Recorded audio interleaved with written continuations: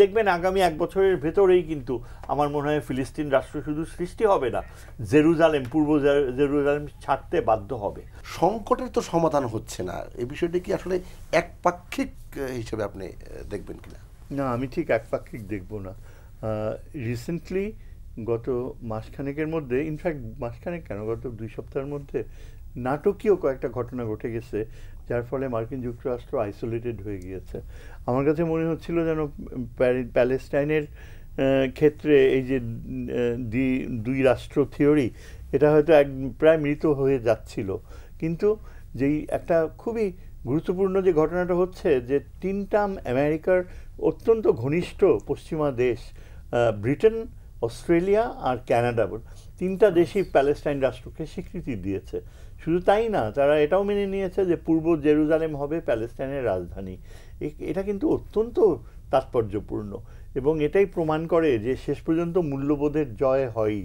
অনেক সময় লাগে, কিন্তু মূল্যবোধই, ভ্যালুজ আমরা যেটাকে বলি, এটাকে আমরা অনেক সময় একেবারে অগ্রাহ্য করি, কারণ আমরা সবসময় বল প্রয়োগ ও শক্তির নিশ্চিত জয়, এটাকে আমরা সব জায়গাতেই দেখি যে অ্যাপারেন্টলি মনে হয় সাকসেসফুল হবে, কিন্তু শেষ পর্যন্ত যে মূল্যবোধের জয় হয়। মূল্যবোধ কি? মূল্যবোধ হচ্ছে মোরাল পারসেপশনটা, নৈতিক কি, নৈতিক কার কাছে কোনটা নৈতিক।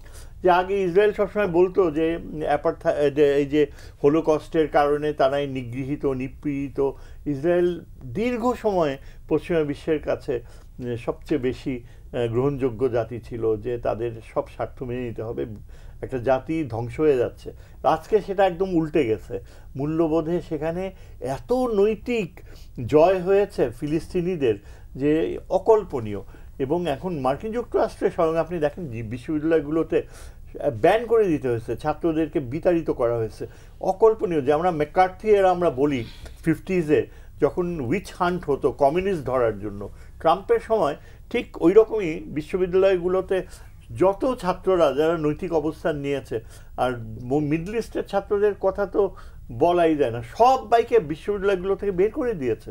টপ ইউনিভার্সিটিজ, হার্ভার্ড, ইয়েল আর পেনসিলভেনিয়ার chancellor, presidents, they were sacked. এবং তাদেরকে শুধু স্যাক করেনি, মার্কিন ফরেন রিলেশনস কমিটিতে নিয়ে ওই যে একদম এক্সট্রিম রাইটিস্ট যেসব সিনেটর রয়েছে না, যেমন টেড ক্রুজ সহ আরও অন্যান্য, এরা এত অপমান করেছে আমেরিকার প্রখ্যাত শিক্ষাবিদ, জাতির বিবেক যারা বলে, হার্ভার্ড, ইয়েল ও পেনসিলভেনিয়ার প্রেসিডেন্ট।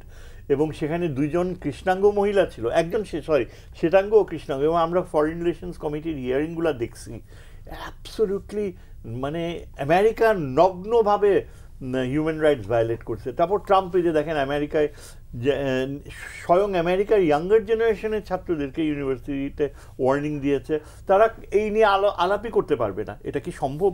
আমেরিকা কি নাৎসি স্টেট? এবং এই জন্য আমার মনে হয় যে দেখেন, একদিকে যেমন মূল্যবোধের ক্ষেত্রে ব্রিটেন, অস্ট্রেলিয়া, কানাডা, আর ওইদিকে তো জার্মানি, ফ্রান্স, এরা তো আগেই মাইন্ড চেঞ্জ করে ফেলছে। এখন কি বাকি রয়েছে? প্যালেস্টাইনের পক্ষে একটা সামরিক শক্তি দাঁড়ানো, নিবারক হিসাবে ফিলিস্তিন ও আমেরিকান আর ইসরায়েলকে নিবারক। আমার তো মনে হয় এই যে ইরানের যে যুদ্ধটা হয়ে গেল, এখানে ইরান প্রমাণ করে দিয়েছে যে ইসরায়েলের আয়রন ডোম ব্যর্থ, ইসরায়েলের আমেরিকান সাপোর্ট ব্যর্থ হতে বাধ্য, কেননা ইসরায়েল 15 দিনের বেশি যুদ্ধ করতে পারবে না, তার অর্থনীতি কলাপস করবে। ইরান দীর্ঘমেয়াদী যুদ্ধ সাস্টেইন করতে পারবে। এখন আর কি কি দরকার? টার্কি, পাকিস্তান, ইজিপ্ট, 3টা ইম্পর্টেন্ট দেশ, তারা এখন এদিকে যাবে। এই যে ফ্লোটিলার ঘটনাটা ঘটলো, এখানে টার্কি আর পাকিস্তান সরাসরি ওয়ার্নিং দিয়েছে যে they will use force. This is a important development.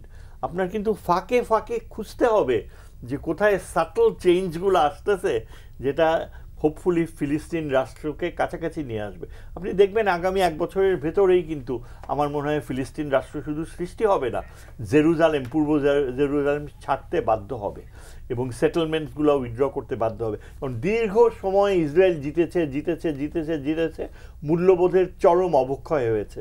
কিন্তু ওস্তাদের মাইর শেষ রাতে, ওস্তাদটা কে? মূল্যবোধ। এবং ওই মূল্যবোধের জয় হবে আই এম শিওর যখন আমেরিকা অ্যাবসলিউটলি আইসোলেটেড হয়ে যাবে। আমেরিকার ভিতর নিক্সন কি পারছে ভিয়েতনাম যুদ্ধে? কারা নিক্সনকে পরাজয় করছে? আমেরিকান ইয়াঙ্গার জেনারেশন, আমেরিকার বিবেক শেষ পর্যন্ত জাগ্রত হয়েছে এবং সেই আমেরিকান বিবেক এখন আবার জাগ্রত হচ্ছে। জি।